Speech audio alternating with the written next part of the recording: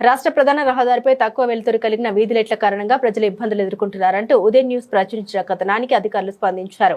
పంచాయతీ అభివృద్ధి అధికారి శ్రీమతి గీత ఆదేశాల మేరకు అధిక వెలుతురు కలిగిన కొత్త ఎల్ఈడీ వీధి లైట్లను ఏర్పాటు చేశారు. మార్కాపురం జిల్లా కొమరోలు పంచాయతీ అభివృద్ధి అధికారిగా బాధ్యతలు చేపట్టినప్పటి నుండి ప్రజా సమస్యల పరిష్కారానికి ప్రాధాన్యత ఇస్తున్న గీత సోమవారం సాయంత్రం రాష్ట్ర ప్రధాన రహదారిపై ఉన్న తక్కువ వెలుతురు వీధి లైట్ల స్థానంలో అధిక కాంతినిచ్చే కొత్త లైట్లను ఏర్పాటు చేయించారు. పంచాయతీ విద్యుత్ మెకానిక్ అబ్దుల్ పారిశుద్ధ్య కార్మికుడు గురుస్వామి సహకారంతో సుమారు 20 వీధి లైట్లను మార్చి గతంలో ఉన్న 24 వాట్ల లైట్ల స్థానంలో 50 వాట్ల సామర్థ్యం కలిగిన ఎల్ఈడీ లైట్లను అమర్చారు. దీంతో రాష్ట్ర ప్రధాన రహదారి అంతా ప్రకాశవంతంగా మారి వాహనదారులు పాదచారులకు మెరుగైన వెలుతురు అందుతుంది. ఈ సందర్భంగా కొమరోలు గ్రామ ప్రజలు పంచాయతీ అభివృద్ధి అధికారి శ్రీమతి గీతను అభినందించారు.